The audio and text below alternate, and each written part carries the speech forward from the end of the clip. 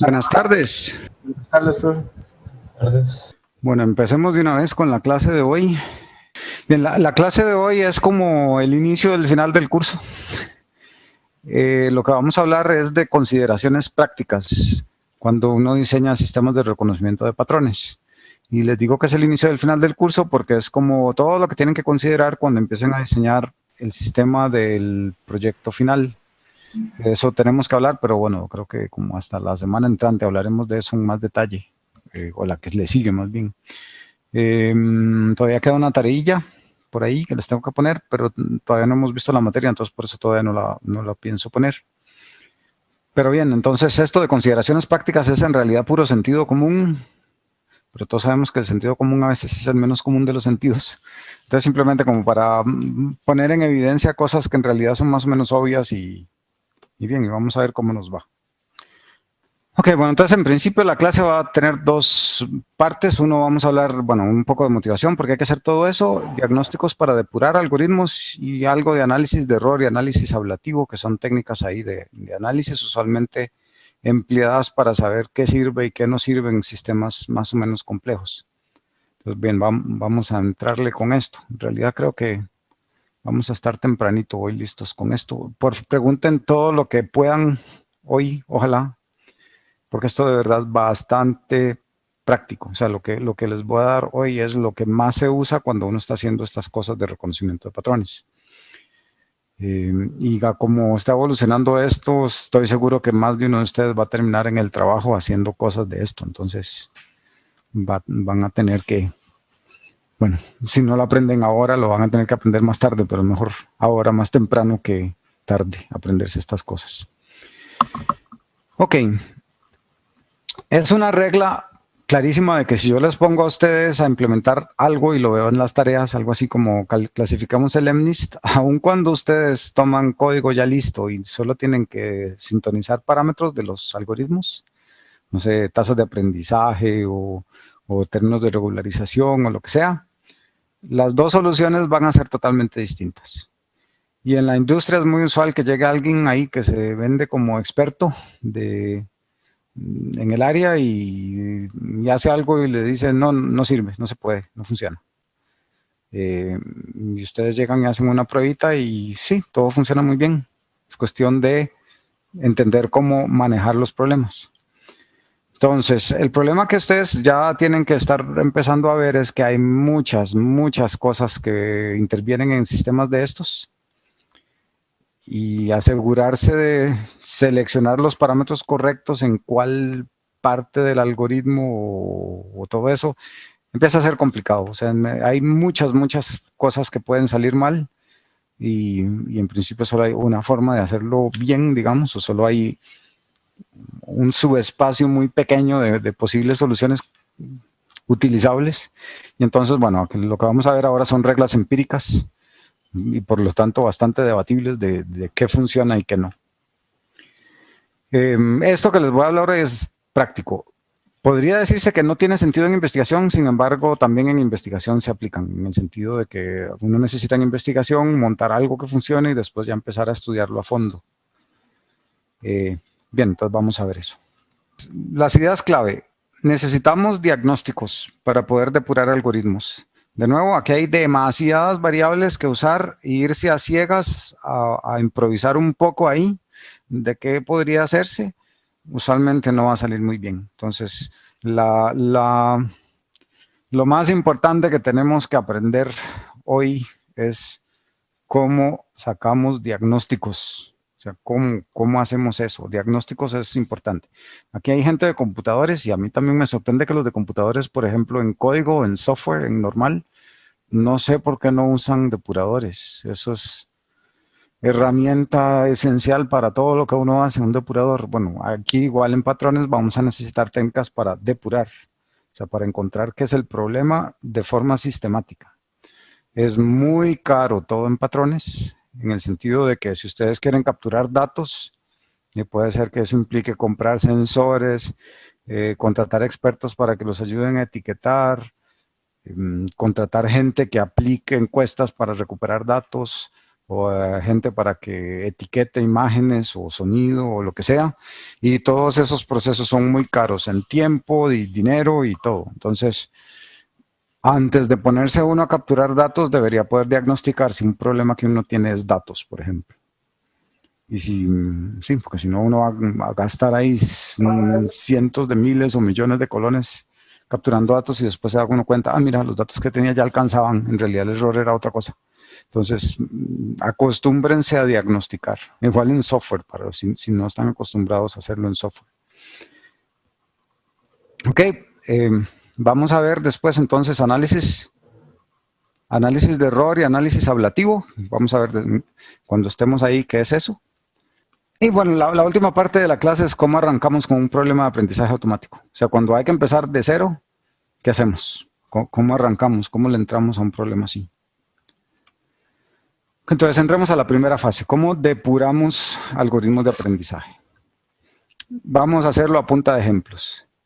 Digamos que queremos hacer el filtro anti-spam. El ejemplo pudo haber sido perfectamente que queremos hacer un diagnóstico ahí en radiografías o algo así. Pero el anti-spam me sirve porque si vimos el clasificador bayesiano ingenuo que usamos o cualquier otra de esas cosas, bueno, usaba vectores de entrada de muchas dimensiones, ¿verdad? Entonces, ya eso, acuérdense que nos complica bastante el problema. Y entonces, bueno, arranquemos con que alguien decidió que con 100 palabras era más que suficiente para nosotros decidir si un correo es spam o no. Entonces, bueno, digamos que usamos regresión logística, no vamos a usar los ingenuos, sino un clasificador común y corriente, lo vamos a meter ahí, lineal, pero bayesiano. Bayesiano, si recuerdan de la lección pasada en regularización, cuando vaya a hablar yo de regresión logística bayesiana, es que usamos el enfoque bayesiano, entonces llegamos a la probabilidad a posteriori y bla, bla, bla, de todo eso lo que llegamos es agregar este parámetro de regularización. Entonces, eso es lo que va a significar bayesiano, que vamos a regularizar. Entonces, digamos que, bueno, apliqué esa regresión logística y obtuve un 20% de error de prueba. En realidad muy alto. O sea, me dijo que estaba muy alto. Y entonces, ¿qué hago? O sea, ya puse la regresión logística y tengo 100 palabras. Vean que hay un montón de cosas que yo puedo ponerme a jugar aquí. Entonces, vamos a ver. Puedo, digamos, decidir así de entrada, ok, necesito más datos de entrenamiento. Puedo decidir, no, seguro tengo sobreajuste y mi modelo es muy complejo, entonces voy a ponerme a bajar el número de características. No quiero 100, ahora quiero 75. Puede ser que yo diga, no, hombre, seguro más bien el modelo que tengo está muy sesgado, necesito más características. Okay. O no, tal vez esas características de nada más decir si la palabra está o no está en el correo no me sirve. Necesito algo más poderoso. Necesito algo, no sé, que tal vez ya empiece a asociar pares de palabras o quién sabe qué. Ok, o puedo decir, no, posiblemente nada más no lo deje entrenar suficiente. Puede ser que necesite dejar el algoritmo de descenso de gradiente correr más rápido. O puede ser que en realidad ese algoritmo está convergiendo despacísimo, entonces necesito algo más potente como Newton, gradientes conjugados, meterle un Adam o alguna cosa de esas. Ok, o en mi regularización puede ser que escogí el lambda muy mal, que entonces necesite o subir o bajar el lambda. O puede ser que del todo la regresión logística no sirve para nada, para esta cosa. Entonces necesitaría cambiar de clasificador totalmente y mejor usar un support vector machine o algo así. Que vean que estos son solo así unas cuantas de las posibilidades que hay. Hay más, o sea, tasas de aprendizaje en el descenso de gradientes o las configuraciones concretas ahí de, bueno, en regresión logística no hay mucho, pero si hubiéramos tenido una red neuronal, pues capas y neuronas y todo eso, hay muchas cosas que probar. Entonces esa prueba y error va a consumir mucho tiempo. Ustedes en la industria, si los ponen a hacer esto, lo que menos tienen es tiempo. Obviamente, si tienen un cliente, él quiere todo que funcione re bien para mañana. Eso va a salir siempre así. Y no les da datos. Por cierto, si no se los he dicho este semestre, regla número 1 en análisis de patrones. Datos. Si alguien les pide hacer algo, la primera pregunta que ustedes tienen que hacer es ¿qué datos tiene? Eso es lo más caro y lo más difícil de tener en esta historia. Ok, entonces, esto es quizá lo más caro y lo más difícil. O sea, usualmente llega alguien ahí en la industria con una idea genial y fantástico, y sí, tiene todo el sentido del mundo intentar automatizar algo ahí, pero cuando viene la pregunta del millón, ¿cuántos datos tienen? La respuesta casi siempre es ninguna, pero sí, usted lo saca. Nunca se embarquen con un proyecto así, nunca, es la regla de oro. Eh, y si los van a poner a ustedes a hacer los datos, entonces ustedes tienen que ser súper francos y decir, ok, esa es la parte más cara y que cuesta más tiempo. Capturar datos es siempre carísimo en tiempo, en equipo, en etiquetación, en todo eso. Hay que considerarlo todo y es muy caro.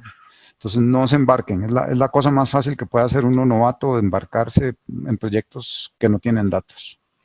O sea, nada más hay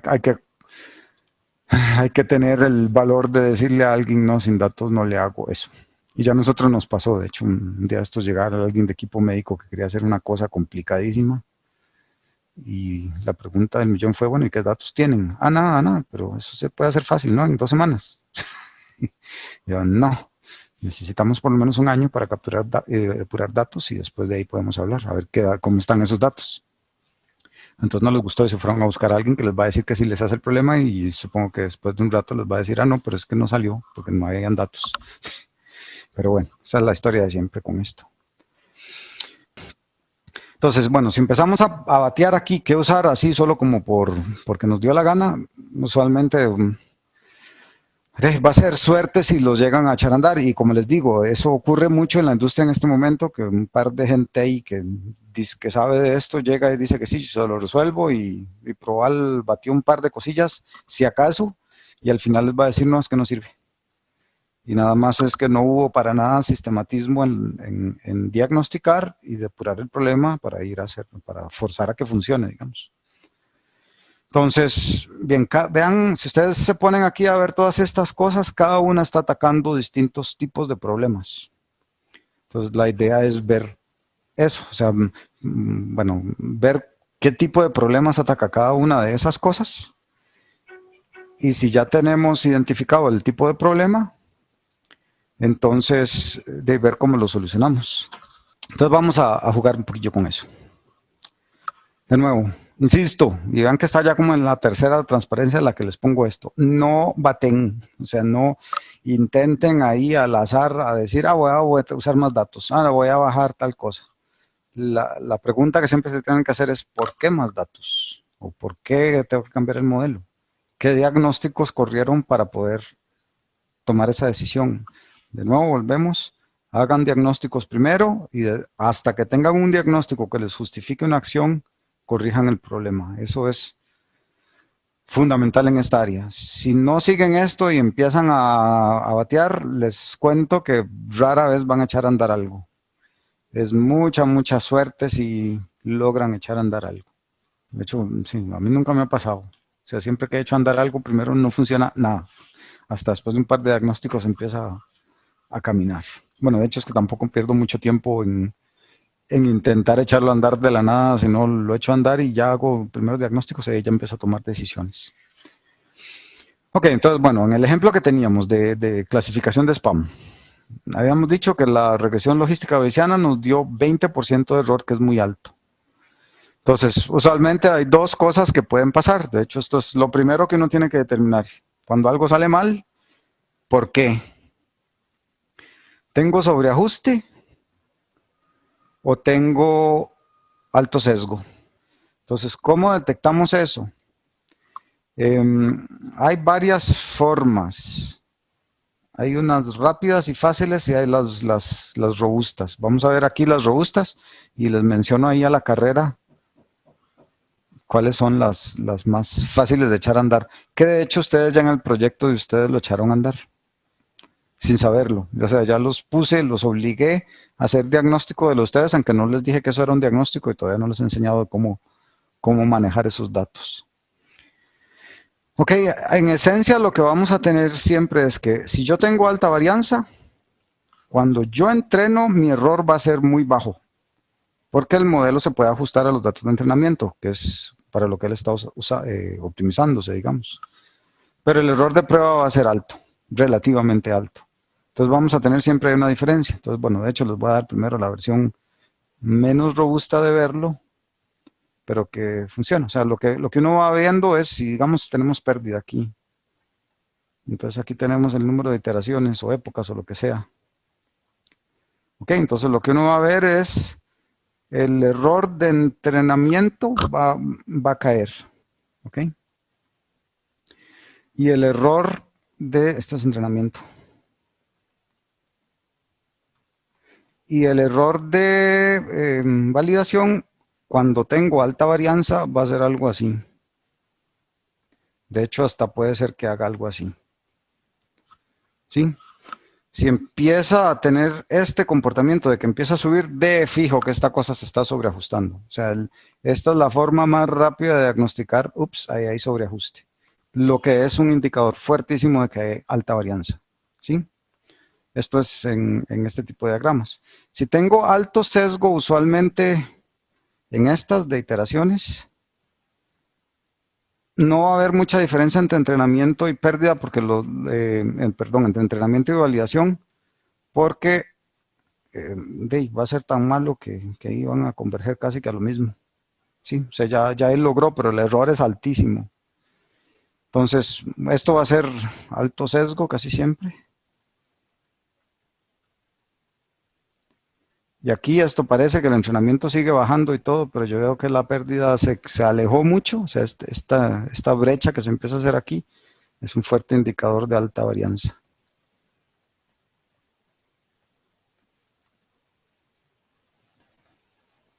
Sí, entonces, si recuerdan, alta varianza es lo que causa el sobreajuste.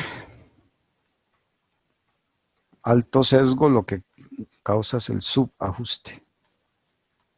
O sea, yo no tengo forma de describirlo, el fenómeno que estoy intentando aprender con alto sesgo. Me falta capacidad, digamos. O sea, una línea no puede describir una parábola, pongámonos en esos términos. ¿Estamos claros hasta aquí? Vamos a Sí, empezar. claro. Sí, sí se entiende. Ok, vamos a empezar con otra forma de verlo. Ok, esto está bien. Vean que aquí voy a cambiar la forma de verlo. Y es, si yo de verdad estoy haciendo un diagnóstico, entonces puedo correr varios entrenamientos, cada vez con más datos. ¿Sí? O sea, este es complicado y caro en el sentido de que tengo que estar de verdad entrenando bueno, empiezo con relativamente poquitillos datos y ahí voy subiendo y voy tomando muestras ahí para cada vez más datos en el entrenamiento que estoy haciendo. El entrenamiento completo, pero con cada vez más datos que los muestreo ahí al azar del set de entrenamiento que yo tenga. Usualmente, bueno, yo voy a tener una cierta expectativa de cuál es el error que yo esperaría tener. Este error obviamente lo mido con un set de validación. Y lo que va a pasar es lo siguiente, con muy pocos datos, el modelo, bueno, estoy usando el mismo modelo, ¿verdad? Digamos una red neuronal. Ok, entonces si yo tengo muy pocos datos, el modelo va a tener una determinada complejidad y es altamente probable que este asunto se sobreajuste, porque tengo poquitísimos datos aquí al inicio. Entonces, el error que voy a tener en el entrenamiento va a ser muy bajo. Y obviamente con el set de validación, esto se sobreajustó, voy a tener errores altísimos. Conforme yo empiece a aumentar el número de datos, yo tengo que ver una tendencia de este error que va a subir y voy a empezar a ver que sí, que conforme aumento el número de datos, esto parece tener una cierta curva de estabilización, igual el error de prueba. ¿Ok? Si yo tengo un sistema de alta varianza, esta brecha que está aquí se va a notar que se formó y que ya es imposible bajarla. ¿Ok? Y eso, bueno, esto también entonces va a ser un fuerte indicador del sobreajuste, que es por decirlo así, como vamos a poder ver que el sistema tiene alta varianza. ¿Sí se entiende? Entonces, esto es un diagnóstico ya un poco más serio, porque vean que hay que programar todo, a que empiece a agarrar ahí el set de datos, empiece a subirlo o lo que sea, para poder hacer estas curvas. No, usualmente no van a estar en ningún tool automáticamente, pero es una forma que uno puede usar para diagnosticar. Como les dije aquí antes, estas otras más rápidas es algo que sale naturalmente del proceso de entrenamiento, entonces mucha gente se queda con estas pruebas, pero esta es como más clara de lo que está pasando, porque aquí no necesariamente veo lo que, bueno, esto es como un paso nada más en uno de estos puntos. Si yo tengo que decidir en qué momento paro estos entrenamientos y decido que este es mi error de entrenamiento y este es mi error de validación. Sí.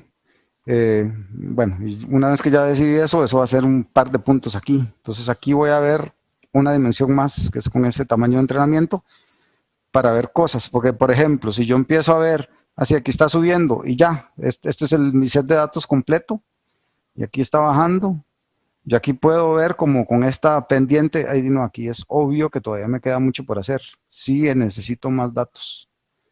Ok, pero si yo ya veo que mi curva hizo algo así, entonces mira, ya se estabilizó, ya ahí no voy a, si ya el entrenamiento se estabilizó, en realidad ya hizo lo que podía hacer con esos datos, ese modelo.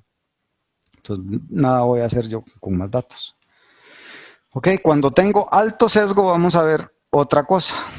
Si tengo alto sesgo, lo que voy a ver es si conforme yo aumento los datos, se va a estabilizar eso. Y mi error de validación también se van a estabilizar y no voy a tener brecha. ¿Sí? O sea, aquí esta cosa va a tender a ser cero, la validación y la prueba, a partir de un cierto número de datos. Pero usualmente esta convergencia va a ser un error muy alto. Para lo que mi aplicación me diga que necesito, esta cosa va a ser un error muy alto. Entonces, esto es típico del alto sesgo. Sí, o sea, que no tengo distancia entre la validación y el entrenamiento. O sea, para aumentando el número de entrenamientos, yo llego a que convergen los dos a lo mismo, pero con un alto sesgo. Entonces vean que en mi ideal, o sea, si yo tengo un modelo que no tiene ni alto sesgo ni alta varianza, si es exactamente lo que necesito, se vería muy parecido a esto, pero llegando a mi error deseado, ¿sí?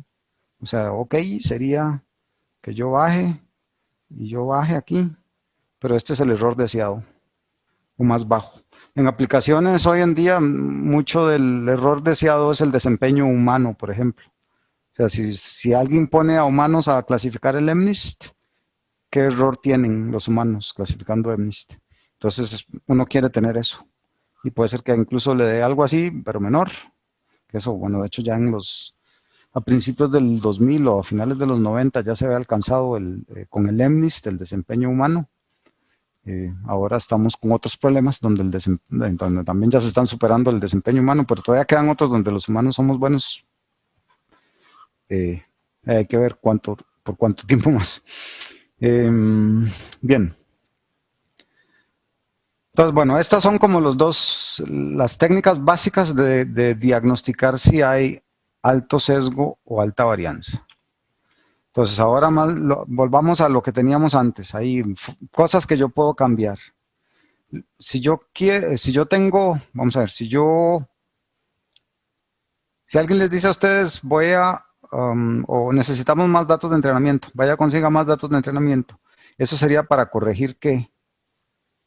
¿Sesgo o varianza? ¿No sería varianza? Exacto, con esto corregimos alta varianza, ¿sí? Si alguien les dice, no, tiene demasiadas características usted en ese clasificador, use menos, ¿qué corregimos con eso? O sea, características es... Complejidad del modelo. Exacto, y si corregimos complejidad del modelo, ¿qué corrijo? ¿Varianza o sesgo? Sesgo. No, la varianza. Ay. Sí, o sea, recuerden que si yo tengo muchas características, voy a tener muchos parámetros, por lo tanto mi modelo es muy complejo por tener muchos parámetros, o sea, va a poder hacer mucho. Si yo bajo el número de características, estoy bajándole la complejidad y al bajarle la complejidad, él puede hacer un poco menos. Con eso estaría corrigiendo alta varianza. ¿Sí? Lo contrario, entonces si uso más características, si reduciéndolo corrijo la alta varianza, entonces si le pongo más, puedo corregir el alto sesgo, ¿cierto? Y si quiero usar características más poderosas, por ejemplo, en la regresión aquella del precio de las casas, que fue cuando empecé a usar x cuadrado y x al cubo y x al 4 y eso, ¿qué me permitiría corregir eso? ¿Alta varianza o alto sesgo? Alto sesgo. Alto sesgo, exactamente. ¿Sí? Ok, las otras 4 las vamos a ver en las transparencias que siguen. Pero estamos claros con esa idea de la alta varianza y alto sesgo. Y vean que son como diagnósticos. De hecho, me interesa, con esto que acabamos de ver aquí, ¿alguien puede decirme algo sobre su proyecto 1? Si observaron que tienen alto sesgo o alta varianza en lo que probaron. Bueno, supongo que todo el mundo empezó a probar ya con redes muy grandes, pero no sé si alguien observó algo al respecto. Interesante como para comentar. Nosotros no vimos el error en función de los datos, solo le tomamos todo desde el principio. Entonces no tendríamos la herramienta. ¿Cómo? No, pero yo les pedí a ustedes que hicieran esta curva de épocas y error. En la de épocas. Déjenme pensar.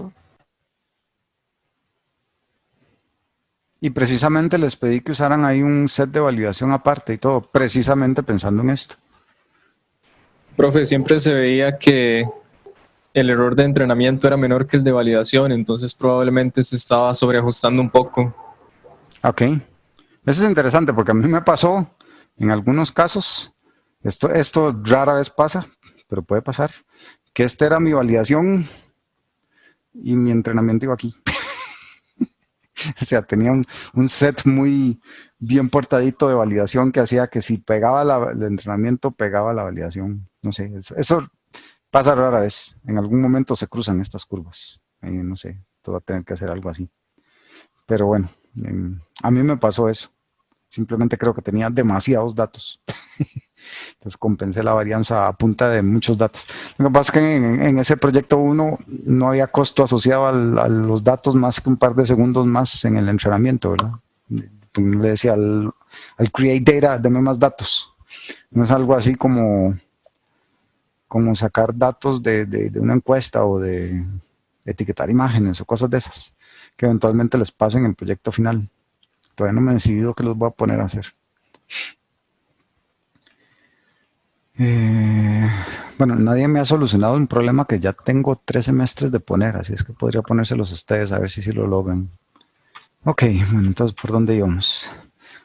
Hay otros diagnósticos que uno puede hacer, incluso hay muchos, o mucho de esta cuestión empieza a ser medio intuitiva, o sea que ustedes tienen que tener el olfato para, para sentir que tienen que probar algo para ver si algún problema está pasando. Vamos a verlo aquí con un ejemplo que de hecho es de Andrew Ang, pero el ejemplo llega a tener sus límites que no me gustan y ahora en su momento les voy a explicar cuáles son los límites. Entonces digamos que tenemos un regresor logístico bayesiano. O sea, bayesiano significa que en la optimización le puse la regularización. Y ese me dice que tengo un 2% de error en spam, lo que querría decir que me va a llegar un 2% de spam cuando yo leo, ¿sí? Pero tiene un 2% de error en no spam, lo que es terrible, porque quiere decir que correos importantes, uno de cada 50 lo va a mandar como si fuera spam y yo no lo voy a ver. O sea, esto está inaceptable, ¿sí? Mientras que usé un support vector machine, pero con kernel lineal, o sea que va a ser, si recuerdan, con kernel lineal prácticamente estoy haciendo un WT por X más B, es igual a Y. Eso es lo que estaba haciendo el support vector machine con kernel lineal, no le estoy poniendo aquí nada al X. ¿Ok? Que se parece mucho a la regresión logística, porque la regresión logística está haciendo un Y es igual a un vector ahí X. Sí, o sea, pues es casi lo mismo. Bueno, de hecho usábamos cita y le metíamos el B al X como X0, pero desde toda perspectiva matemática es casi que lo mismo. ¿Ok? Bueno, y estas dos cosas que parecen muy parecidas, en realidad el support vector machine, ok, me deja pasar mucho más spam, pero si algo no es spam, definitivamente casi que no lo va a clasificar como spam. O sea, es uno de cada, ¿qué es esto? Uno de cada 1000, uno de cada 10,000 correos dice que es spam cuando no lo era. Entonces esto suena muy bonito. Este está mejor, o sea, se jala menos tortas de que cuando me escribió el jefe, no le contesté porque me puso el correo del jefe como spam. Eso no es bueno que pase, digamos. Ok, pero sabemos que el Support Vector Machine para entrenar y para predecir y eso requiere un poquitillo más de cosillas. Entonces digamos que queremos usar la regresión logística simplemente porque es más rápido. Ok, entonces, ¿qué podemos hacer? ¿Cómo puedo, o sea, qué puedo diagnosticarle a un problema así de regresión logística que está pasando mal, pero que el Support Vector Machine hace bien? Entonces vamos a ver aquí de preguntas. ¿Estará convergiendo el algoritmo de optimización? O sea, el descenso de gradiente lo estamos dejando correr suficiente. Esa es una posible pregunta. Ok, entonces, bueno, aquí digamos que estoy usando la vista de la verosimilitud. O sea, cuando estoy con eso, entonces lo que quiero optimizar lo quiero maximizar, ¿cierto? O sea, quiero hacer algo, no estoy viendo pérdida, estoy viendo verosimilitud, que era al revés, la lógica. Ok, pero entonces, igual si estuviéramos usando loss, que hecho es lo que más se usa hoy en día,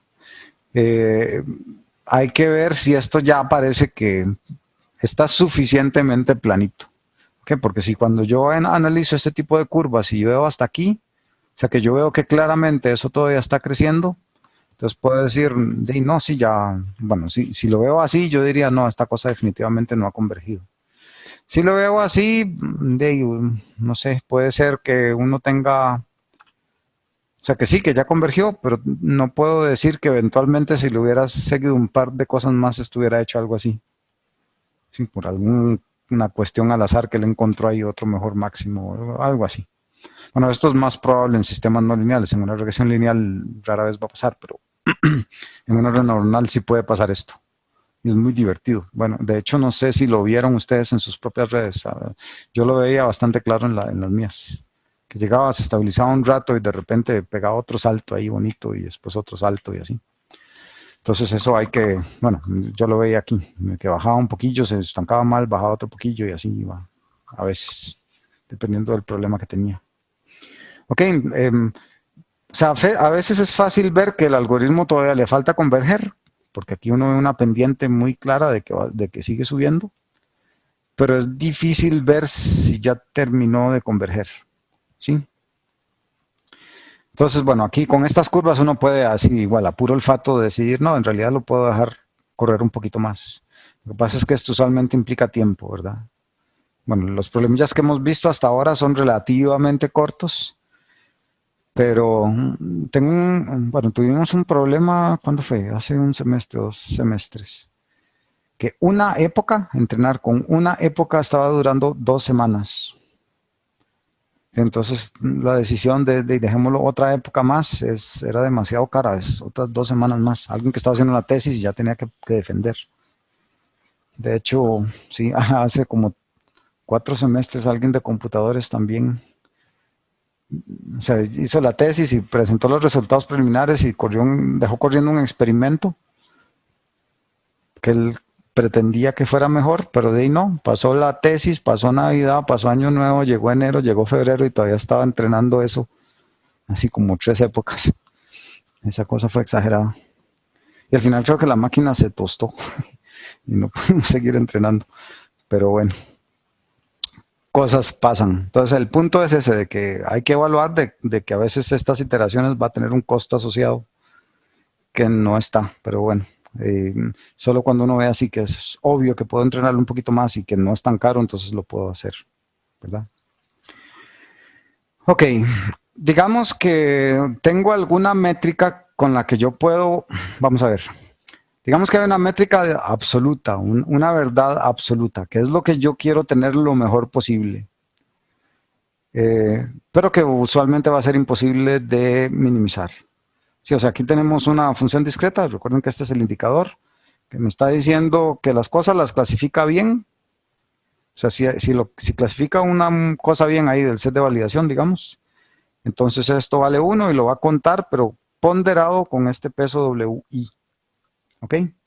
Y al final de cuentas voy a dividirlo por la suma de todos los pesos. Entonces este accuracy o exactitud, esta cosa va a ser 1 si lo pega todo lo de validación, 0 si no pegó ni uno solo de validación y ahí en medio, pero yo puedo, por ejemplo, castigar más que él se equivoque con cosas que no son spam. O sea, que si algo no es spam, que salga muy caro si él se equivoca. Sí, o sea, que cuando aquí diga no spam, este peso sea muy alto. ¿Sí? Y que cuando esto sea spam, pues ese peso no sea tan bajo. Entonces, aquí tengo una medición que sí me castiga mucho cuando se equivoque, en ese sentido de que el correo de mi jefe me lo ponga en spam cuando no debería. Ok, pero esto yo no lo puedo optimizar con ningún algoritmo porque por ser así tan discreto no existe una forma de optimización de eso. Eso es un problema NP completo, es de los peores algorítmicamente porque hay que probar de toda la fuerza. Prácticamente no hay una forma así de que yo pueda calcular un gradiente y minimizarlo y eso porque todo es discreto. Ok, entonces yo lo que quiero evaluar es con esa exactitud ponderada cómo se comportan mis algoritmos. Ok. Entonces, digamos bueno, yo tengo mi regresor logístico bayesiano, Bayesian Logistic Regression, voy a llamarlo a esta cosa, que en realidad lo que estamos haciendo es eso, maximizando la verosimilitud, pero ahora metiéndole aquí un regularizador, ¿okay? Que quiero que los pesos sean lo más chiquitillos posibles. Yo cuando haga el descenso de gradiente, en realidad voy a estar optimizando esto. Esto puede ser que sea bueno o puede ser que no sea tan malo con esta exactitud ponderada. Si yo evalúo la exactitud ponderada, bueno, de hecho es estos valores que les dije por aquí. O sea, si evalúo esa exactitud ponderada, el Support Vector Machine me dijo que era 10.01, o sea, 10% de falsos. ¿Qué sería esto? Bueno, es que todo depende de si ponemos spam, que es el 1, entonces estos serían falsos positivos, estos serían falsos negativos. Igual ahí arriba. Ok, bueno, entonces, de nuevo, ahí tenemos esto, lo optimizamos y yo después puedo usar esta hipótesis para predecir y medir esto. So, ya uso el BLR aquí como hipótesis, pasándole el X y él me dice esto es 1, 0 y yo sé lo que debió haber sido, entonces puedo medirle este accuracy. Es como una capa adicional de error. No estoy viendo esto directamente como lo hemos hecho hasta ahora, sino que estoy usando una capa extra, que es como más... la idea de este accuracy es medir algo que yo sé que yo no puedo optimizar, pero que me da más información de mi problema, de lo que yo de verdad querría que él esté haciendo, pero que yo no lo puedo plantear así de directo. Entonces, bueno, con el BLR optimizo eso y digamos que con el Support Vector Machine, lo de siempre. Pero vean que no estoy usando un kernel. Aquí estoy usando el Support Vector Machine lineal de siempre. Ok, entonces se parecen mucho en el sentido de que mi predictor va a ser esta cosa y en el otro el predictor iba a ser de zeta t por x. ¿Sí? Donde esto podemos escribirlo como zeta 0 más el resto de parámetros, que lo puedo poner así, por un x también partido ahí.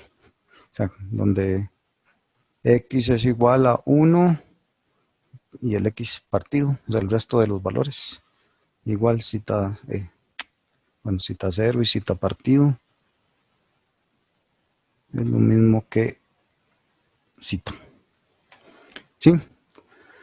Entonces vean que esto se compara directamente con el Support Vector Machine lineal en el sentido que esto sería B por W transpuesto por X. El X del Support Vector Machine es este X tilde en este. O sea, estos son lo mismo.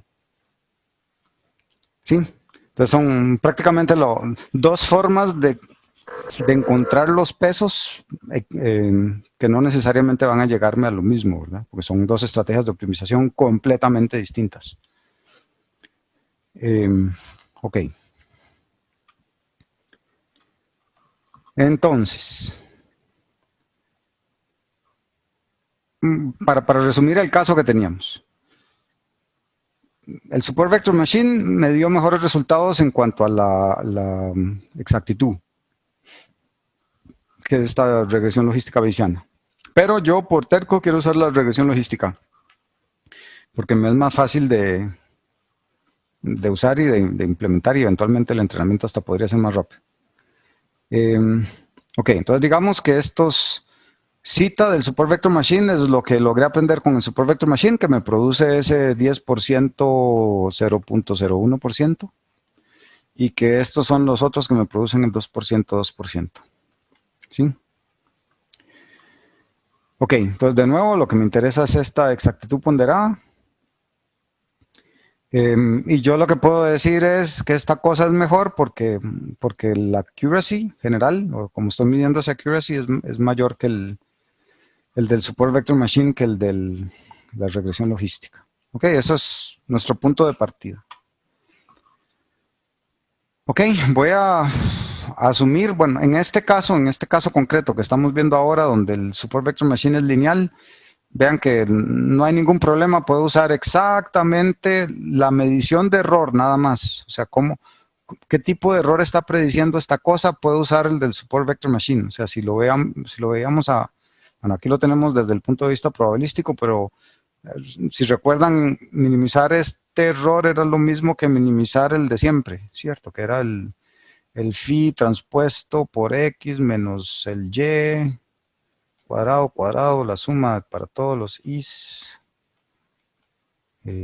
Sí, si se acuerdan, esto era equivalente. Bueno, aquí habría que también minimizarle esta cosa. Pero bueno, digamos, con este equivalente yo puedo meter exactamente los pesos que saqué del support vector machine aquí y medir cuál sería el error. ¿Ok? Entonces, por un lado tengo el error de la accuracy y por el otro lado tendría ese otro error que es el del método que yo estoy queriendo mejorar, pero que lo voy a usar con los pesos que aprendí con el support vector machine, ¿cierto? En la práctica, de hecho, esto sí es algo que Andrew Ang no explica, y no sé por qué no lo explica, pero bueno, no importa. En la práctica, encontrar esta función o una función que me permita evaluar el método que yo quiero mejorar, pero de modo que yo pueda usar lo que aprendió otro método con esto, eso no es tan trivial. O sea, con solo que metiéramos aquí un kernel, un simple kernel, un RBF, ya se me cayó esta forma de diagnosticar. Estoy pudiéndolo hacer simplemente porque en este caso concreto, mi support vector machine es lineal, que lo hice, ya lo perdí, el support vector machine lineal. Sí, aquí es. Mi support vector machine es lineal y por lo tanto la hipótesis que él está manejando es esta, o sea, la forma de predecir es esta que es idéntica a la que tiene el regresor. Pero si ya yo aquí meto un kernel, ya estoy comparando papayas con helicópteros. No tiene mucho sentido. Entonces ahí necesito buscarme algo, que esa es la parte difícil, que me permita evaluar lo que sea que aprenda el support vector machine, pero en una estructura muy parecida a la que yo quiero mejorar.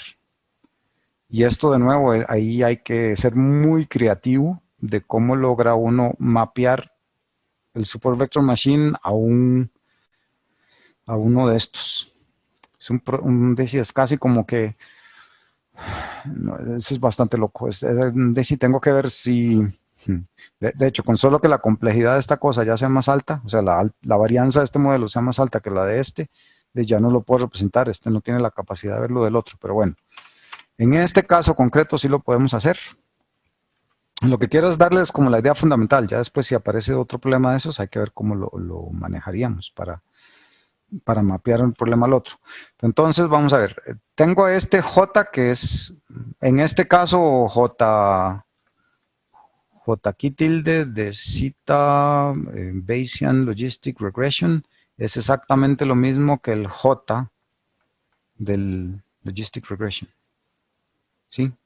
Por lo que hemos visto. Entonces ahí no hay problema. Igual el J con el Support Vector Machine simplemente se lo puedo meter a este, no hay mayor dificultad. Ok. Entonces, tenemos dos casos. Bueno, esto es lo que estamos suponiendo. Mi exactitud para el Support Vector Machine es mejor que la del Bayesian Logistic Regression. Y yo corro un experimento y me dice esto, que el Support Vector Machine logró de verdad una mejor verosimilitud que lo que yo logré con el Bayesian Logistic Regression. ¿Qué podré inferir de ahí? ¿Tengo una función objetivo buena o el optimizador está mal?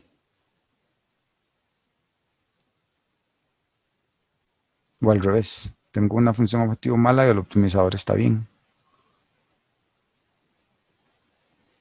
¿Sí ven la pregunta? Está difícil, ¿ah?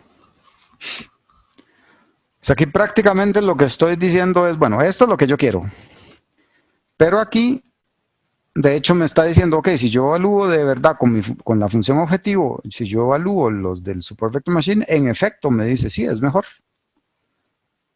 Ok, quiere decir que la función objetivo pareciera estar bien y que lo que tengo que manejar es el optimizador, arreglar es el optimizador, ¿verdad? O sea que de alguna forma la optimización que estoy haciendo no está logrando alcanzar el mínimo para este J.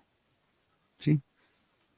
O sea, lo que sea que estoy usando con Logistic Regression no está funcionando. Entonces puede ser que, no sé, que si empiece a usar gradientes conjugados logre llegar a un mejor mínimo, o si dejo correr más el algoritmo, a lo mejor se está quedando en algún mínimo local extraño por ahí, entonces... Sí, o el learning rate está demasiado alto y no logró converger, o quién sabe, alguna de esas cosas es, pero yo sé que tengo que jugar con el algoritmo de optimización. Porque, de esto me está diciendo, no, en realidad el Support Vector Machine, en efecto, si usted usa esos parámetros, con el error del Logistic Regression, le da que el Support Vector Machine es mejor. Ok, pero puede darme el otro diagnóstico. O sea que, ok, esto es lo que yo quiero, pero en realidad esto lo que me está diciendo es no, pero en realidad cuando yo optimicé J, me dijo que los pesos de Logistic Regression dan un mejor resultado que el Support Vector Machine. O sea, estas dos aquí como que se contradicen. O sea, yo le dije maximice el J, y él encontró algo que en efecto es más grande que lo que logró encontrar el Support Vector Machine, pero el Support Vector Machine funcionó mejor. Eso quiere decir que la función objetivo que estoy optimizando no me está representando lo que yo quiero hacer, ¿cierto? O sea, aquí hay una contradicción aquí. Entonces, hay que cambiar la función objetivo. O sea, posiblemente esa regresión que estábamos usando no es lo que necesito. Entonces, hay que ponerse a jugar con otras cosas, no sé, hasta cambiar la red o lo que sea, o usar el Support Vector Machine porque no queda más remedio. ¿Sí? Entonces, veamos aquí.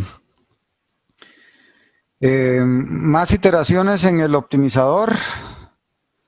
Otros métodos de optimización, parámetros de regularización, usar otro clasificador. Esas cosas que me permiten corregir un mal optimizador o una mala función objetivo. Más iteraciones en el optimizador. ¿Qué arreglo con eso? ¿Un problema de optimización o un problema de la función objetivo? Si el optimizador está mal, creo que más iteraciones no le va a servir. No, pero en realidad, Bueno, no o sea, lo significativamente. que quiero decir aquí es, esto lo que me permitiría es arreglar una torta cuando la función está bien, ¿cierto? O sea, lo que corrige es el algoritmo de optimización en sí, de que puede ser que yo lo haya terminado muy temprano y que yo pueda dejarlo correr un poquito más para bajar eso. ¿Sí me explico? Ya. Sí. Otros métodos de optimización igual. O sea, si yo cambio Adam o cambio el descenso de gradiente por Adam o por gradientes conjugados o por el BFGS o alguno de esos, igual lo que estoy cambiando es el algoritmo de optimización para ver si acaso logro pescar un mejor mínimo. ¿Sí? Pero con esto estoy asumiendo, eso es lo importante, con estos estoy asumiendo que mi J está bien. O sea, cuando ustedes digan, no, voy a usar más iteraciones o voy a usar más otros métodos de optimización, mi J está ok. A esto les puedo dar un ejemplillo real que nos pasó hace unos pocos meses. Estamos con un proyecto de estimación de pose humana. Ok, hay un humano ahí, un esqueleto humano, no lo está haciendo muy feo. Eso es cuello, esto es hombros, esto es codo, mano. Bueno, muñeca. Ok, aquí pelvis, cadera, rodilla, pie. Ok. Nosotros tenemos un humano, hay una cámara viendo gente y la gente se mueve y entonces hay que estimar las posiciones X, Y, Z de cada articulación. O sea, no la posición en la imagen, sino la posición en el espacio. Ok, estábamos teniendo un problema. Sí, bueno, por asuntos que me daría demasiado tiempo explicar aquí, nosotros a final de cuentas lo que estamos estimando es en cada articulación cuál es el ángulo en el grado de libertad que tienen. Los humanos no tenemos entre comillas, articulaciones con grados de libertad traslacionales, o sea, no podemos estirar un brazo o encogerlo. Las articulaciones, como todas tienen huesos, si tenemos un sistema óseo, solo nos permiten rotar. Pero entonces, no sé, rodilla solo tiene un grado de rotación. Se podrán imaginar que si rotamos en otro lado es que hubo un problema bastante serio. Ouch, si esta cosa se mueve para allá, por ejemplo. Pero bueno, hay otras articulaciones. Los hombros son, bueno, aquí de hecho el codo es el que tiene solo un grado rotacional. El hombro tiene los tres, creo. Sí, de hecho habíamos visto que tiene los tres en el proyecto este. Y lo que nosotros te estábamos haciendo es una red neuronal que estima eso a partir de un preestimado de las posiciones de estas cosas. O sea, ya alguien por arte de magia nos pasa estos posiciones X, Y, Z de cada eso, nosotros tenemos que estimar estos ángulos. Pero tenemos que estimarlos de modo que satisfagan restricciones anatómicas. O sea, el codo se puede mover entre tener el brazo extendido y moverlo como 150 grados hacia adentro. O sea, aquí hasta, como desde aquí hasta aquí, pero no se puede abrir más. ¿Ok? Entonces nosotros queríamos respetar eso. Y hay técnicas clásicas ahí, pero son problemas de optimización. O sea, cada vez que ustedes estiman una pose, es resolver un problema de optimización completo y es carísimo. Y nosotros necesitamos esto en tiempo real. Entonces, ¿adivinen qué? Una red neuronal profunda nos va a solucionar esto. Que le metemos a la entrada todos los X, Y, Z de todas las articulaciones que tenemos y al final nos escupe directamente como regresor los ángulos de cada una de las articulaciones. Entrenamos con cientos de millones bueno, millones no, pero cientos de miles de poses aleatorias ahí que nosotros mismos construimos y en realidad está funcionando bastante bien. Ok, pero uno de los primeros problemas que tuvimos fue exactamente eso, que no sabíamos qué estaba pasando porque no nos daba nada. Ok, diagnosticamos y resulta que la función de error que estábamos viendo no servía para nada. O sea, nosotros estábamos haciendo algo así como que el ángulo que nos debería dar menos el ángulo que nos está dando esto, ya valor absoluto de eso, o eso al cuadrado, lo que sea. O sea, el error tradicional, eso no estaba sirviendo para nada. No estábamos logrando que esta cosa predijera nada sensato. Y lo que tuvimos que hacer fue diseñar una función de error completamente propia. Que lo que hacía era muy vacilón porque lo que hace es agarrar los ángulos, con los ángulos reconstruye un humano otra vez y con ese humano reconstruido, con esos ángulos usa de función de error estos X, Y, Z del reconstruido versus la entrada. Y con eso forzamos a que los ángulos que él estima sean mucho mejores. O sea, pero simplemente es hacer otra función de pérdida muy distinta, muy propia. Pero sí, o sea, con estas pruebas, con estos diagnósticos, llegamos a que sí, en realidad el optimizador ya está haciendo lo que tiene que hacer. Nada vamos a hacer con eso. O sea, lo que estaba mal en nuestro caso era que el J estaba mal. Que bueno, aquí tenemos dos ejemplos donde el J está mal, de que podemos cambiar el lambda, por ejemplo, para regularizar distinto y con eso entonces estamos cambiando la función objetivo o cambiamos completamente el clasificador. Le metemos ahora ahí un kernel al support vector machine o alguna cosa así. Ok, entonces vean que es, Ayn Rand lo dice muy bonito porque él dice, ok, esta es una clase en el curso que no tiene ni una sola fórmula matemática, bueno, las que tienen son nada más para referirnos a cosas que se vieron en otro momento en el curso. Pero a pesar de que no tiene una sola fórmula matemática es lo más difícil, porque es mucha intuición, mucho olfato, ver qué podemos hacer para diagnosticar qué problema. ¿Ok? Pero bueno, sesgo varianza es un compromiso usual y el otro compromiso usual es que tengo un buen J, pero lo estoy optimizando mal, o tengo un muy mal J y entonces tengo que cambiar el J porque de por sí optimizar ese no me está llevando a donde yo quiero llegar. Sí.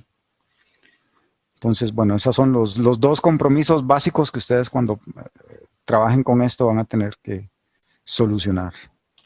Y de nuevo, de entrada usualmente van a tener problemas.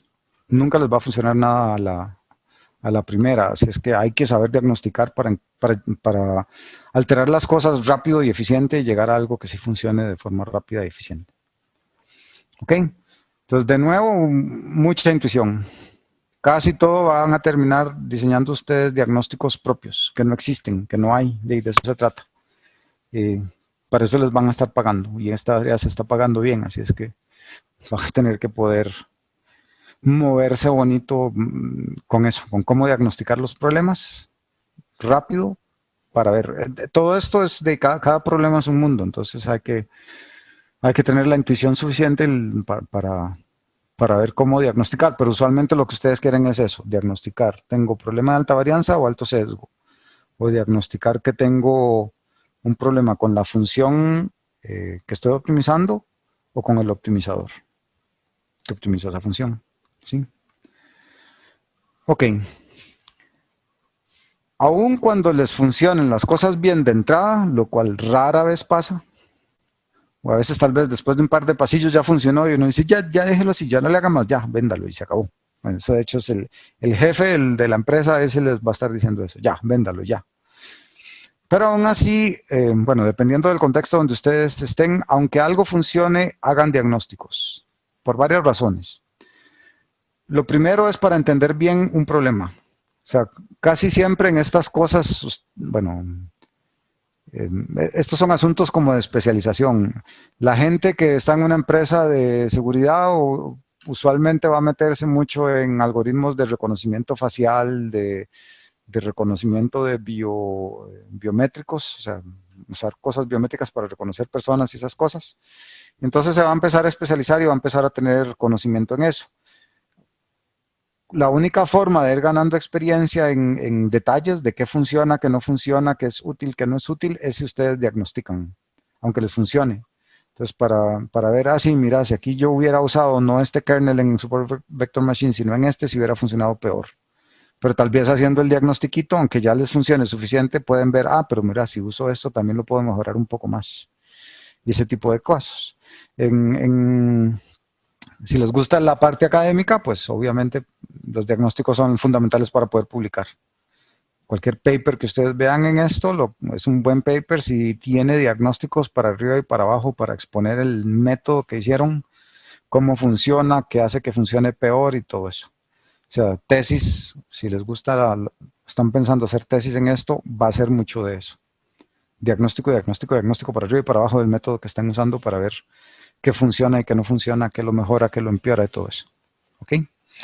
O incluso para publicar patentes, si quieren hacer un chunche ahí y patentarlo, van a tener que diagnosticar mucho para defender que el patente es novedoso y todo eso. Ok, y lo más importante, que es lo que les digo, que el Silicon Valley está pasando por una especie de segundo invierno de inteligencia artificial, es porque precisamente ese montón de gente que nada más piensa que esta cosa es agarrar una cajita, meterle datos y ya, eso no funciona y nunca va a funcionar así. Entonces la gente que intentó vender productos así, de ahí se peló el rabo y entonces ya mucha gente no está creyendo en que estos métodos de verdad funcionen. Pero que sí funcionan lo demuestra la gente que sí tiene los expertos, Google, Amazon, Facebook, y toda esta gente que tiene ahí los top en el mundo en patrones. A ellos sí les funciona todo muy bien. Y están vendiendo APIs que funcionan muy bien con todo esto de inteligencia artificial. Entonces, si funciona, nada más hay que hacerlo serio. Entonces, cuando ustedes le vendan un producto a un cliente, y el cliente va a llegar con la pregunta, ¿pero está seguro que de verdad funciona? Entonces, ustedes pueden llegar con un buen diagnóstico, sí, lo probamos así, con esta cosa les resulta así, con esta cosa resulta así, eso quiere decir tal cosa, y ahí tienen ustedes que usar un poquito de marketing para vender el diagnóstico y que les ayude a posicionarse bien con clientes. Ok, entonces con eso pasamos a la siguiente etapa. Una muy buena praxis para diagnosticar sistemas y eso es el análisis de error. Ok. Bueno, está el grupo de académicos que yo creo que ya todos están entrando en razón y ya no se ven tantos como hace 5 años. Hace 5 años cualquier cantidad de gente les iba a decir, no, ya es que ya Support Vector Machines y todo eso ya murió, ahora todo se hace con Deep Learning. Pero eso es una falacia impresionante. ¿Ok? Cuando tenemos muchos datos, este es un sí condicional, si hay muchos datos, donde muchos usualmente es de 100,000 para arriba, ¿sí? Aquí. llegando a millones o decenas de millones, centenas de millones de datos. Cuando tenemos todo eso, podemos usar aprendizaje de representación. Aprendizaje de representación significa que ustedes van a meter los datos a una red neuronal profunda, donde esta red neuronal profunda va a tomar los datos a como ustedes se los den, y ella va a encargarse, como tiene tantos datos, no hay un problema de sobreajuste porque son demasiados datos. Entonces, esta red va a encargarse de, como ahí internamente, sacar cuáles son las características que en realidad son útiles. Y bueno, y con esas características ya va a llegarles al reconocimiento. Este tipo de sistemas se llaman sistemas end-to-end. Esto lo van a estar viendo mucho en noticias y eso. Se hizo un sistema end-to-end para traducción de cualquier idioma a cualquier idioma, lo que usa Google en Google Translate, por ejemplo. Y es eso, de que yo tengo una caja negra que le voy a pasar mis entradas X y me va a dar las salidas Y, y a mí no me importa cómo lo hace él por dentro. ¿Ok? Bueno, no es que no me importe porque todo lo que les acabo de decir es que llegar a esta bendita cajita aquí no es trivial, pero el punto es que yo no me ocupé de decirle, ok, agarre este X, hágale tales pasos y no sé qué, y hago eso a pie hasta llegar al Y. Esto, no, end-to-end es eso. Meto un X, sale un Y y ya.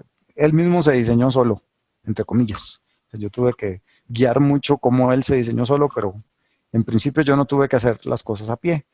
Pero en los sistemas que ustedes van a encontrar en industria, con los agrónomos, con los científicos, bueno, así en sistemas reales, que no son sistemas así que tengan datos toneladas en internet, que sean para problemas muy particulares, usualmente tenemos datos limitados, y esto se los he dicho muchas veces, que es también la razón por la que les digo, cuídense mucho cuando alguien les pida un proyecto de patrones,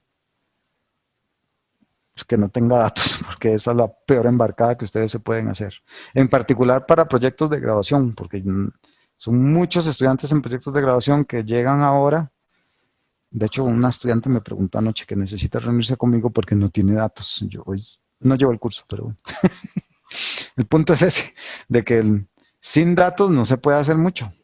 Y entonces, bueno, hasta que el cliente les diga, sí, tengo estos datos, y ustedes revisen los datos, y sí, son datos limpios y todo funciona, entonces pueden aceptar, así voy a hacer eso. O sea, o en un proyecto de graduación, si una empresa les pide que les hagan algo, bueno, ¿qué datos tienen? Ok, en todo caso, en industria o lo que sea, no, van a tener, si tienen mucha suerte, van a tener 1000 datos. 100 es realista, entre 100 y 300 datos es que uno hace fiesta porque tiene 300 datos. Eso es lo que usualmente uno encuentra en la vida real.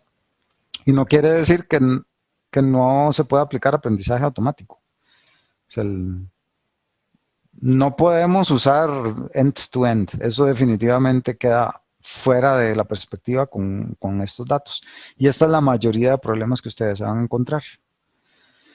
Entonces, cuando uno tiene estos sistemas, uno tiene que, o sea, uno no puede aprender la representación y uno tiene que hacerla a la fuerza.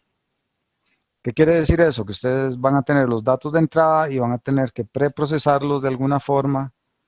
Esto, de hecho, me parece que es una de las transparencias iniciales de la primera clase. Tienen que preprocesar esto de alguna forma para quitar información que no les interesa. Después van a tener que hacer un feature extraction, que es en los 90s en lo que la mayoría de la gente se pasaba haciendo doctorandos, incluyéndome. Aquí, ¿cómo de lo que está aquí preprocesado extraigo yo información que ya sí lo voy a poder pasar aquí a algún clasificador o lo que sea para que esta cosa me dé ya el resultado que yo busco? Bueno, de hecho aquí hay más, aquí se pueden poner cosas de validación y de visualización y no sé qué, pero bueno. El punto es que hay que hacer esta cadena y cada una de estas cajitas uno tiene que diseñarlas, ¿ok?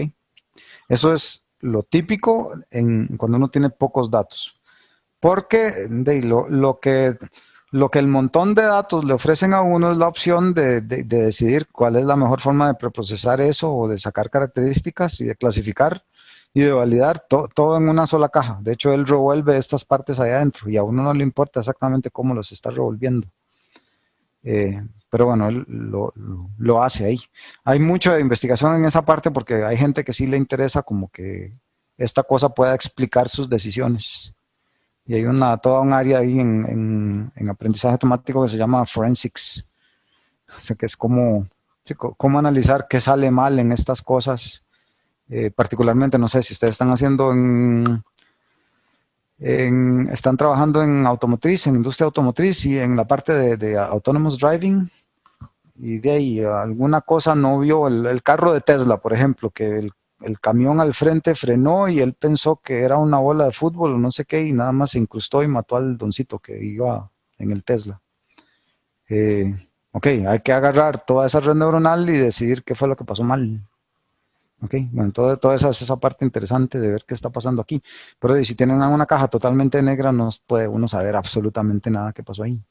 Entonces, hay gente que dice que para estas aplicaciones críticas sí hay que tener algo aquí que lo deje a uno inferir qué está pasando bien, qué está pasando mal y eso. En estos que son hechos más a mano, son a veces más limitados, pero tenemos solo 300 datos para entrenarlo. Entonces es la experiencia la que le dice a uno cómo lo proceso, qué características extraigo, cómo lo clasifico, etcétera, etcétera. Entonces aquí, no sé, usamos de ejemplo para análisis de error, usamos de ejemplo esta aplicación de reconocimiento de caras, digamos por una aplicación ahí de seguridad. Entonces usualmente vamos a tener una cámara que captura aquí a la persona muy sonriente, muy contenta. Y después llega aquí esta cosa y vamos a preprocesar, porque aquí no se puede ser que haya un árbol y aquí puede ser que haya una banca. Ok, lo que sea, entonces necesito preprocesar para que me salga aquí. Bueno, aquí está la imagen de siempre, completa, todo el doncito aquí contento y el árbol y la banca. Y, ok, necesito cancelar el fondo. Ese es un típico trabajo de preprocesamiento. O sea, solo quiero que de aquí salga bueno, que lo que es fondo no salga. Por ejemplo, que todo lo que sea estático no salga. Entonces, aquí voy a tener una imagen donde solo va a salir la persona, ya no sale nada más. Solo sale la persona, ¿ok? Entonces, después sigue aquí el detector de caras. Ok, el detector de caras lo que hace es que donde está la cara le pone un cuadradito. Entonces prácticamente ahora solo me sale un cuadradito donde está la cara. Eso es lo que hace el detector de caras. Y después aquí voy a tener como feature extractor, que va a entrar esa cara y él va a sacar aquí donde están los ojos, la nariz y la boca. Ok, entonces ya salen esas cosas de ojos, nariz, boca, donde él va a sacar ahí características como qué tamaño tienen los ojos, qué tanto separados están, la nariz qué altura tiene, qué tan ancha es, qué tan grande es, la boca igual, un par de ahí de características de forma o lo que sea. Y eso va a entrar aquí al clasificador. Sí, ya el clasificador me va a decir, ok, este es Juan, o este es María, o esta es Sofía, o lo que sea. ¿Sí? Ok, entonces, bien, esto sería un sistema y ahora lo que queremos es determinar, ok, qué funciona y qué no funciona, qué podría mejorar yo, en qué invierto. O sea, porque, no sé, esta cosa, digamos, de hecho creo que ya en el ejemplo les digo, digamos que esta cosa nos dice, ok, tiene un 45% de éxito aquí, como sea que definamos éxito.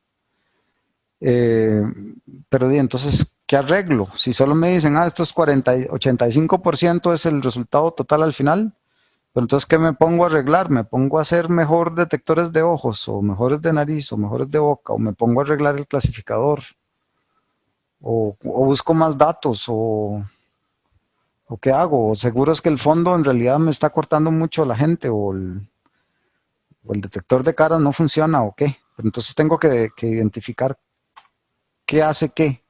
Entonces, en el análisis de error, lo que vamos a hacer es lo siguiente. Necesito, para poder hacerlo, y eso no en toda aplicación es posible, necesito poder sustituir los pedazos. Ok, voy a volverme ahí a ver si puedo copiar esto. Ok, voy a agarrar, por ejemplo, el detector de fondo. Entonces, digamos, y por eso les digo, es solo en cierto tipo de aplicaciones que no puede hacer eso. Digamos, bueno, yo voy a hacer todos estos experimentos con un set de datos. Y yo tengo este detector de fondo que ahí me va a anular el fondo, pero yo puedo usar, digamos, yo voy a cortar aquí y voy a pasarle a esta parte de allá imágenes que hacen la tarea que hace el detector de fondo, pero yo sé que está cortado de forma perfecta. O sea, que digamos, yo puse a humanos ahí a mano con 1000 datos a recortar el humano del fondo, ¿sí? Y los recortaron perfectamente. O no sé, o usé unos datos sintéticos súper bien generados donde yo sé que es fondo y que no, o simplemente no generé fondo o lo que sea. Pero yo le paso los datos muy parecidos, pero sin fondo, pero yo sé que perfectamente está el fondo. Ok, y cuando hago eso, repito el experimento como siempre, llego a que tengo un 85.1% de clasificación. Ok, entonces, ¿de qué me dice eso? Que el detector de fondo en realidad ya está funcionando muy bien. O sea, no mejoró nada cambiar ese detector de fondos. Ok. Al revés, bueno, el paso que sigue, quito el detector de caras y lo sustituyo por algo que ya el humano ahí me dijo, aquí está la cara.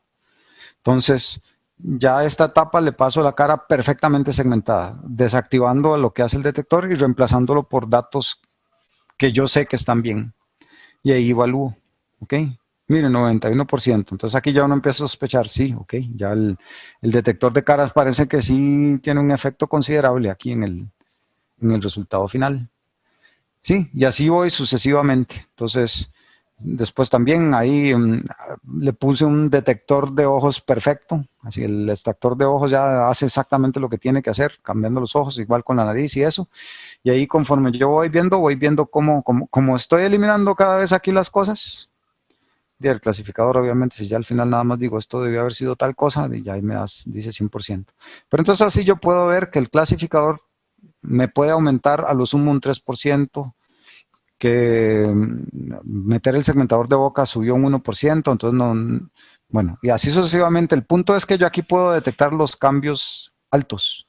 O sea, aquí puedo ver a un detector de caras si valdría la pena meterle un poco de energía y eventualmente aquí la segmentación de los ojos parece que tiene algún problema. Sí, bueno, estoy subiendo aquí un 4%. Aquí estoy subiendo como un 6 punto, ¿qué? No, 5.9% es. Aquí un 1%, aquí otro 1% y aquí un 3%. Entonces vean, haciendo este tipo de análisis uno puede ver que de nada vale ponerme ahí a jugar con el entrenamiento, con el clasificador un montón, o sea, ajustándole ahí todo, con todos los diagnósticos que vimos, intentando ajustar porque no voy a ganar mucho. ¿Ok? Voy a ganar más arreglando estas dos, mucho más, hasta un 9%, algo así puedo sacarle solo a esas dos. Entonces, bien, esto es el típico concepto de análisis de error, de ir eliminando pedazos y poniéndole un ideal, digamos, una fuente ideal de esos datos para ir viendo cómo me voy acercando más y más a un 100%. ¿Sí se entiende? Ok, de nuevo, no siempre se puede hacer esto porque no siempre voy a tener esos ideales. De hecho, si terminamos haciendo el reconocedor de dígitos en audio, eh, hmm, creo que no. Creo que ahí está más difícil porque los features ideales serían muy raros. Son cosas ahí espectrales muy escondidas con features demasiado complicados de sintetizar. Entonces, bueno, ahí habría más problemilla, digamos, haciendo este tipo de análisis de error. El análisis ablativo, de hecho, bueno, aquí les doy una opción, pero hay otra que ahorita se las explico. Usualmente el análisis ablativo bueno, es intentar explicar cuál es la diferencia entre lo que tengo y el desempeño perfecto. ¿Ok? Entonces, usualmente, bueno, bueno, al revés, perdón, el análisis de error que acabamos de ver es la diferencia entre lo que tengo y lo que sería perfecto. Y para eso lo que voy haciendo es sustituyendo los módulos por las cosas ideales hasta llegar al ideal, al perfecto. En el análisis ablativo es un poco al revés. Quiero el desempeño de una línea base, mala, y lo que tengo. ¿Ok? Entonces, volvamos a nuestro ejemplo del filtro anti-spam. Entonces, digamos que con la regresión logística llegamos a un 94% de error. Sí, entonces esa es como la base. Yo me implementé el regresor logístico y tengo un 94% de error.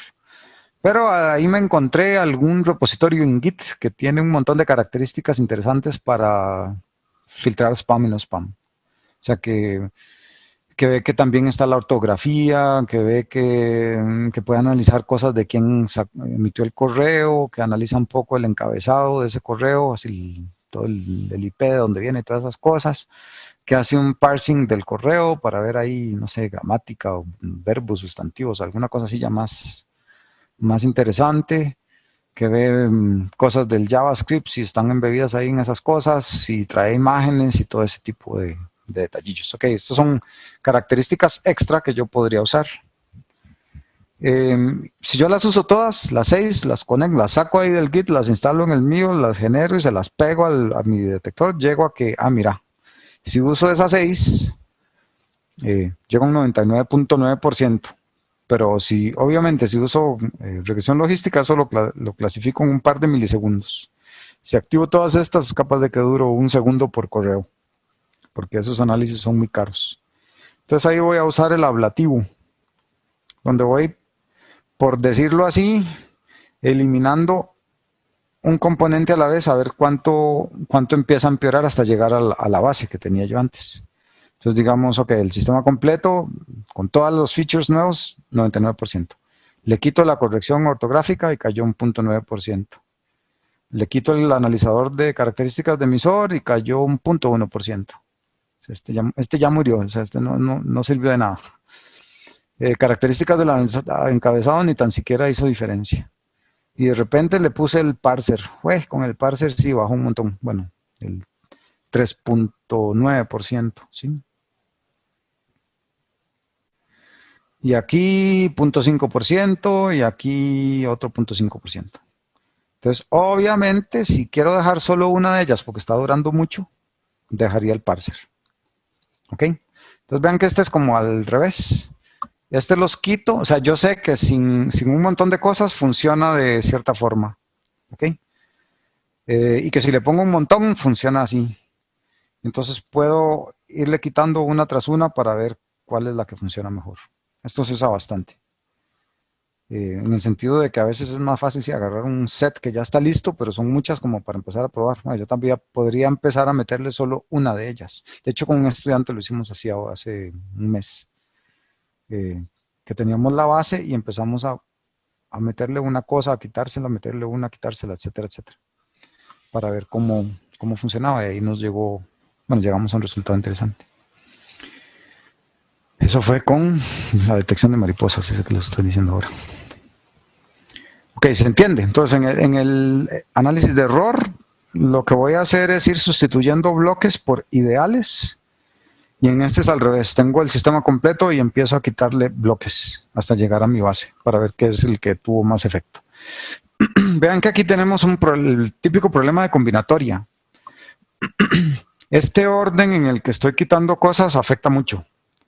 Se puede ser que si hubiera tenido un orden distinto, el parser no era el que tenía más efecto. Que aquí tuvo este efecto por algunas interrelaciones ahí raras entre los features. Entonces estas son como técnicas aproximadas. Ahí uno hace otros experimentos para ver si de verdad funciona ahora el parser solito tal como uno lo esperaba. Es capaz de que no. Pero es por decirlo así, una forma rápida de detectar cosas interesantes que vale la pena investigar más. Pues aquí lo que sí puede estar uno seguro es que estos dos como que no estaban teniendo mayor efecto. Sí. Entonces, para terminar esta historia, ¿cómo arrancamos? Si yo les doy a dar a ustedes cómo arrancamos. Hay dos filosofías. La filosofía del diseño cuidadoso es, ok, yo voy a agarrar los datos, los voy a analizar, voy a empezar a visualizarlos, a usar clusterings y cosas que vamos a ver después para intentar inferir esos datos cómo están distribuidos en el espacio y entonces con eso poder decidir qué clasificador usar y todo eso. Ok, eso es muy, muy cuidadoso, análisis estadístico y correlaciones y teoría de información y todo, uso todo eso ahí. Y después de tener toda esa información, con todo lo que conozco de métodos, ya selecciono el que debería funcionar idealmente y hago el experimento y ojalá todo funcione. ¿Ok? Usualmente, bueno, esto se va a tomar tiempo por todo el análisis, voy a tener algoritmos bastante limpios usualmente, es capaz de que en el proceso de análisis llego a cosas que podría solucionar o cosas que podría cambiar o modificar en algoritmos ya existentes de acuerdo a lo que vi en los datos y me sale algo bonito que yo pueda, digamos, usar en investigación ahí para hacer un bonito paper. Esa es una técnica, sí es costosa, requiere mucha experiencia y mucho tiempo. Ok, casi nadie está usando esto ya en la vida práctica. Aún en investigación hoy en día están usándose cada vez más esto, que es hacer un quick and dirty, o sea, agarre algo así que usted sospeche, esto podría funcionar. Incluso, ok, tengo que hacer un problema de regresión, o sea, regresión lineal. Tengo que usar un problema de clasificación, o sea, regresión logística. Ya, instale eso, corra y empiece ahora sí a aplicar técnicas de análisis de error, todo eso que vimos ahí para ver, ups, no, tiene mucha varianza, va a cambiar las cosas ahí. Sí, más ahora, este se hace más y más y más popular, porque ahora tenemos a Torch y a TensorFlow y a todo eso que hace facilísimo montar cosas incluso complejas en un par de minutos. Sí, esto hace tan solo 15 años no era así. Para montarse una red neuronal había que hacerlo casi como ustedes hicieron en el proyecto 1. Empezar ahí por montarse el backpropagation y todo, hacerlo a pie. Entonces, bueno, con esto se simplificó toda esa historia y entonces montar un quick and dirty es muy rápido. Entonces, monten algo, diagnostiquen con todo el poder. De hecho, no sé, para diagnosticar está el TensorBoard, por ejemplo. Sí, que nos permite ahí correr muchos experimentos para poder ver después los resultados de cada experimento y empezar a ver, sí, mira, aquí tengo más varianza, aquí tengo menos varianza, y empieza uno a seleccionar rápido cuál método le funciona mejor. Entonces, usualmente con esta técnica uno echa a andar cosas mucho, mucho más rápido. El problema de esta técnica es eso, que le limita a uno, bueno, para los que estamos del lado académico de investigación, le limita a uno mucho poder hacer aportes nuevos, cosas nuevas, nada más uno usa lo que está y ya está. Pero bueno, en la industria, si ustedes van para la industria, esto es lo que más van a usar. Entonces, echar a andar, diagnosticar y eso. Pero vean que para diagnosticar hay que saber mucho qué está pasando abajo. O sea, o cómo por lo menos modificar modelos para aumentarles varianza, bajarles varianza o cambiar el algoritmo de optimización o incluso cambiarle la naturaleza a la función misma que están optimizando. Esto de optimización estadística prematura es como el dual en patrones en software. Ahí los de computadores que me ayuden. Hay una premisa en software que uno nunca tiene que optimizar el software prematuramente. Que es, no invierta horas de trabajo haciendo que 5 líneas de código sean más rápidas, porque si uno nunca sabe cuando está haciendo código si esas 5 líneas de código se van a estar ejecutando siempre o una vez perdida. Okay, entonces usualmente uno implementa, uno programa. Hay una regla vacilona que dice tampoco, bueno, no, ¿cómo se dice? O sea, está no optimizar prematuramente, pero tampoco no sea tan chambón siempre. O sea, que programe ordenadito y sin... ¿Cuál es lo contrario a optimizar en español? Si no desordene su código prematuramente tampoco. O sea, no haga una cosa demasiado chambona porque, o sea, también hay que hacerlo ordenadito y que sea suficientemente rápido. No súper optimizado, pero suficientemente eficiente, digamos, el código. Pero entonces, bueno, uno levanta el código relativamente rápido, ordenadito y todo eso, después corre un perfilador para ver cuáles son las partes del código que se usan más y se va y optimiza eso. Entonces, igual en patrones. Que no hay que ponerse ahí uno a filosofar sobre la varianza y sobre eso demasiado temprano. O sea, implementen y prueben. Entonces ahí van a saber, sí, esta parece ser la parte que tiene problemas. O incluso con estas cadenas que tenemos aquí de módulos o de features o de cosas aquí, o sea, como ojos, nariz, eso. Ok, uno implementa ahí con modulitos que tenga y después evalúa a ver cuál de esos podría ser que requiera mejora. Pero no intentar mejorarlos todos desde el principio porque eso obviamente va a ser demasiado caro. ¿Sí? Bueno, entonces en resumen, invertir tiempo en diagnóstico siempre es una muy buena idea, desde muchas perspectivas, para vendérselo, para venderle un mejor, ¿cómo es? Para venderle a un cliente el producto de mejor forma, o para poder encontrar ustedes cuáles son los problemas, o simplemente para aprender más de un problema en el que ustedes saben que van a pasar varios meses o años eventualmente resolviéndolo. Tenemos ahí técnicas de análisis ablativo y de error, que son ideas básicas. Obviamente ustedes pueden manipularlas y usarlas, combinarlas a como sea conveniente para identificar qué puede estar pasando con un sistema. Y para diseñar, está este que todavía se puede usar en grupos de investigación básica en esta área, o sea, el diseño cuidadoso. O sea, si hay un problema ahí, no sé, un típico ejemplo es Geoffrey Hinton. ¿Se acuerdan de Geoffrey Hinton? El señor que no se podía sentar en uno de los videos al inicio. El papá de todo este deep learning. Él es uno de los, a pesar de que él es el papá de uno de los papas del deep learning, es uno de los más aférrimos críticos de toda la moda esta de convolutional neural networks y eso, porque bueno, hay un montón de problemas que tienen que él dice que no tiene sentido. Entonces él mismo propuso hace 2 años tan solo unas redes que le dice las cell networks, que son carísimas de entrenar, pero que solucionan muchos de los problemas que tienen las convolutional neural networks. Supongo que le va a pasar lo mismo que las redes neuronales. Ahí van a quedar, como son tan caras, hasta que alguien proponga una arquitectura de hardware que hace que entrenarlas sea muy rápido, entonces van a resurgir. En todo caso, él lo que hizo ahí fue agarrar las redes convolucionales, analizar qué están haciendo y buscarse una forma teórica de cómo poder solucionar los problemas mejor, y ahí de la teoría él propuso entonces esas redes. Ahí está usando él exactamente este diseño cuidadoso. Pero bueno, lo que vamos a usar en la industria va a ser el prototipado rápido, diagnostique y ajuste. Y lo que vamos a usar en el proyecto final yo creo que también va a ser eso, porque no tenemos mucho tiempo. Bien, con eso terminamos la clase. No sé si tienen preguntas. Yo sé que me van a empezar a preguntar esto cuando estén en el proyecto final. Y mi respuesta va a ser: ¿qué diagnóstico hizo? ¿Qué datos están usando? ¿Cómo se ven esos datos? ¿Cómo se ven esos diagnósticos? ¿Cómo está la curva de tal cosa contra tal cosa? Esas van a ser mis respuestas. Ahí de fijo que ya van a entender toda esta teoría, que no es ni tan teoría. Todas esas intuiciones, digámosle así. Profe, Sí, señor. había hablado de TensorBoard y ¿cuáles más?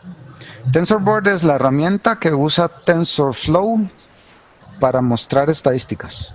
Okay. De hecho, en uno de los ejemplos que hicimos en clase, de las travesuras que hicimos, yo les puse que él grabara, que él usara el TensorBoard.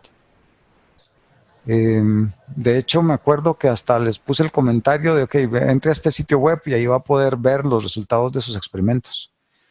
Pero no me acuerdo cuál era, creo que cuando estábamos haciendo el GDA o alguno de esos. Y eso es muy bonito porque le permite a uno guardar las curvas solito. O sea, ustedes no tienen que preocuparse de guardarlas, nada más le tienen que decir: guárdeme este experimento con este nombre. Que ahí en ese que yo les puse, le ponía el nombre de la fecha en la que estaba pasando ese experimento. Está TensorFlow, está Torch, está Caffe, que este es C++. Creo que este es C++. Está Darknet, que este es C. Este es un revoltijo. Está Torch, que creo que es en C++, y está PyTorch, que está en Python, que es lo que más se usa. TensorFlow igual. TensorFlow está en Python, que es lo que todo el mundo usa, pero creo que si uno quiere puede usar el esqueleto que está en C abajo. TensorBoard es solo como un pedazo de eso. Me falta una grande. Bueno, Keras está encima de este. Está el de Microsoft, que nunca sé cómo se llama. Ya. Google tiene un montón, bueno, además del TensorFlow tiene otro montón ahí para otras cosas que se escapan un poco a esta naturaleza. Esas son como las más usuales. Café es que fue uno de los primeros que se puso de moda. De hecho, todavía muchos métodos usan el formato de archivo de Café para intercambiar modelos. Si ustedes pueden entrenar algo en TensorFlow y el modelo que entrenaron en TensorFlow usarlo después en Torch. Usualmente lo que uno hace es en TensorFlow decirle: guárdeme el modelo como Café, y entonces en Torch importa Café. A pesar de que ya con Café pocos lo usan directamente. En mi experiencia sí he visto que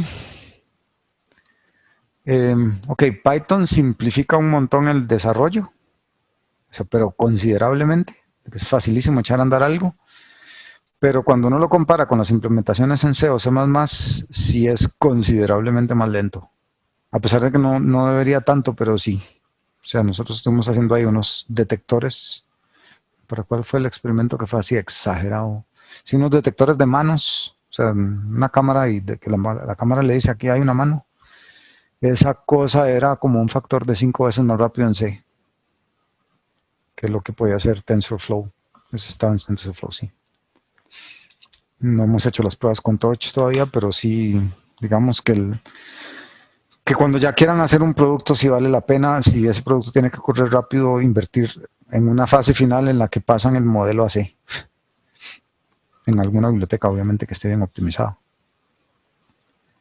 Ahí creo que NVIDIA tiene con CUDA cosas ya listas para irse muy abajo, digamos. Bueno, si no hay más preguntas, entonces nos vemos el martes. Posiblemente el martes ya veamos la materia para poder dejarles la tarea 5. Gracias, profe. Hasta luego. Buena vida. Nos vemos. Gracias. Hasta luego.